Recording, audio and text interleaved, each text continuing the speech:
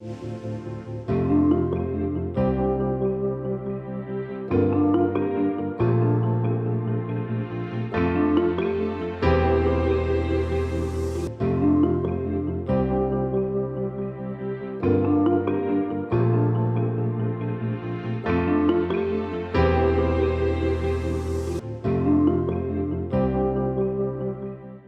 everybody, welcome to this NPTEL SWAM course on retail management. This is Professor Shagata Chatterjee from BG Somayati Kharagpur who is taking this course for you. This is week 6, lecture 32, and I am discussing about pricing in retail. So in the last class, I was discussing about yield management.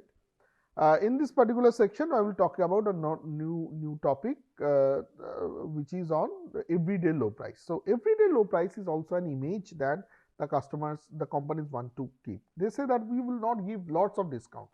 Our prices are every day the prices is low. There is no special extra discount that is we are bringing in.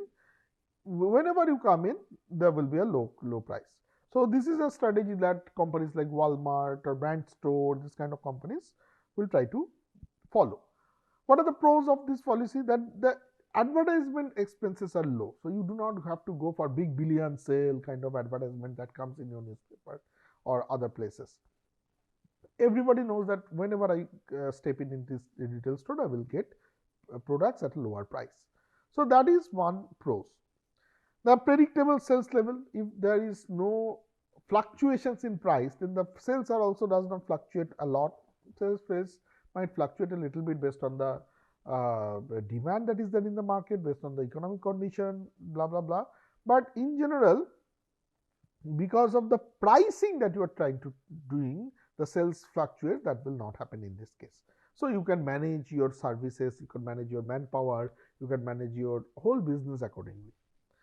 And what are the pros? Fewer peaks and ebbs in the sales distribution. If the sales are predictable, you know that when will be the sales, then the ups and downs are more or less managed.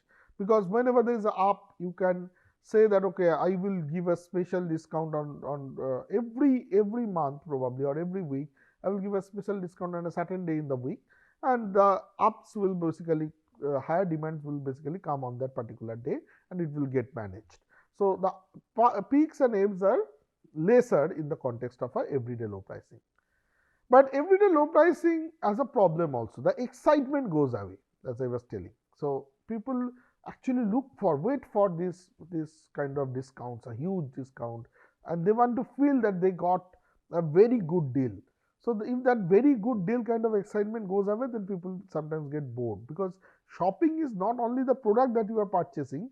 Shopping has other components also. The excitement, the enjoyment that you are getting during the shopping is also very important, which goes away. Potentially less store traffic due to specials, so nobody comes to buy the special, and less cherry picking by consumers who only purchase special. So the people who only purchase special products will not do cherry picking here. So these are some of the basically any kind of excitement, any kind of enjoyment will not happen, and that's why sometimes people do not want to go.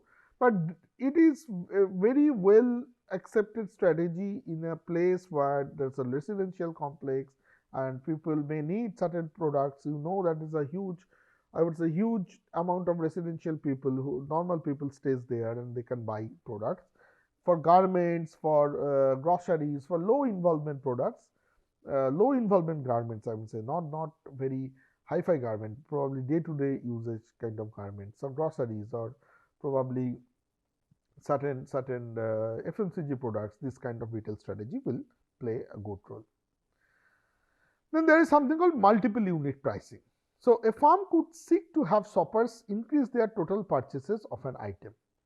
So what will you do? You will say that okay, one particular product, one particular soap will cost you let's say 5 rupees or 10 rupees, or sorry, 5 rupees is too low, let's say around 30 rupees, but 5 soap together will cost you only 80 rupees, or let's say 100 rupees.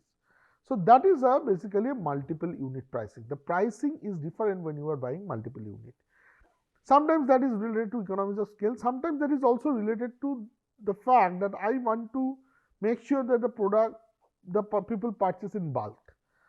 So this approach can help sell slow moving and end of season merchandise. So when your merchandise are not selling, you can give this kind of discounts.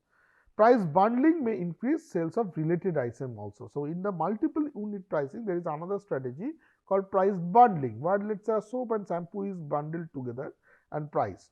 The soap is probably high frequently purchased product, but let's say the shampoo is not getting sold a lot.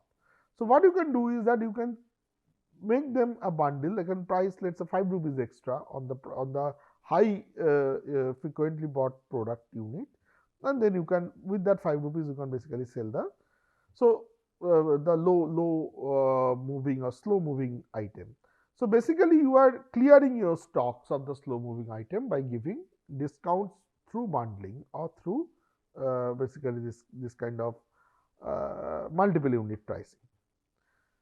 Then another kind of pricing strategy which is called price adjustments. So price adjustments are related to the markdown price, the additional markup price, or the employee discount. So employee discounts are given to the employees, obviously.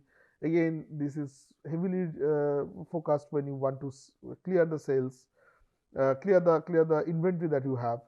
Additional markup means sometimes you can charge a little bit extra markup for certain services.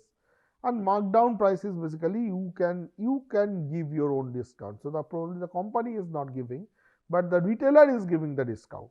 So in some cases that is allowed, in some cases it is not allowed. Let's say if the markdown is so high that it is impacting the image of the brand, then the manufacturer will not allow markdown prices. So however, certain companies go for markdown prices to clear the sales or to basically adapt to the change in the market situation. So that is another strategy that the company can take.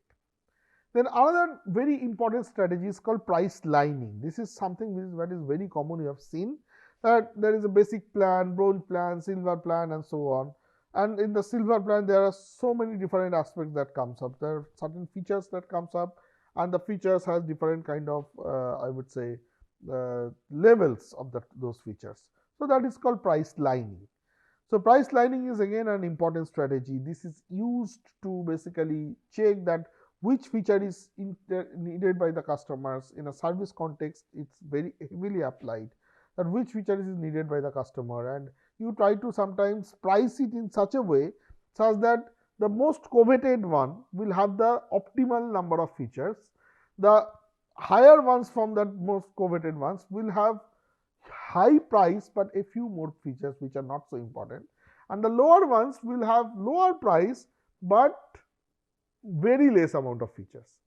So you reduce the free plan and bronze plan, the feature is very low, and the medium plan has the optimal price and feature mix, and the higher one has higher prices but the extra features are not so important. So when people see this choice, you basically try them to come into the most coveted choice, which is coveted for the company. So that is what that kind of a link, that kind of a probably signal that we try to give, that come to silver, don't go for gold, platinum, don't go for basic or bronze, come to silver. The advantage of that is that if more amount of people comes to the middle, and we generally come to the middle, consumers generally come to the middle, so it's better to so another classic discussion here it happens is it's a psychological discussion, that what will happen if you have given free bronze, silver and gold. Then some people will go for bronze and some people will go for silver. So people have this strategy to go to the middle. So here there are two middle points when there are four choices. So it's better always to give an odd number of choices, and so that people can come to the middle one. So that is a price lining strategy that sometimes companies take. Markdowns can sometimes be done as a timing based. For example, early markdown or late markdown. When you will give the markdown, early markdown means that in the early arrivals you are creating the markdown so that a little bit of buzz gets created. Late markdown, you are giving the markdown so that some people the inventories can be cleaned. Staggered markdown, so that excitement, and then people, so that people wait for the excitement. There is some excitement, then there is low excitement, again high excitement, again low excitement. So people wait for the excitement. So staggered markdown will be focused on that. Automatic markdown is basically your markdown is in sync with the inventory level and the demand level. So this is where the analytics and estimation of demand and pricing will come up when you are trying to do automatic markdown.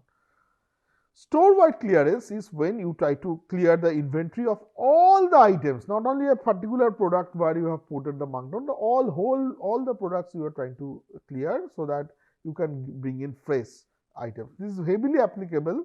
While these markdowns are more applicable in general retail stores, this is heavily applicable in apparel retail store, where you have to change the whole fashion, and new fashion trends are coming up. So you are basically clearing the whole all the products that you have in your retail store. So that is called store-wide clearance, which is also another pricing strategy that we try to take. So these are various pricing strategies that I have discussed for the last 3 classes. I will stop here. In the next class, we will talk about some different aspects of retail management. Thank you for being with me. I will see you in the next video.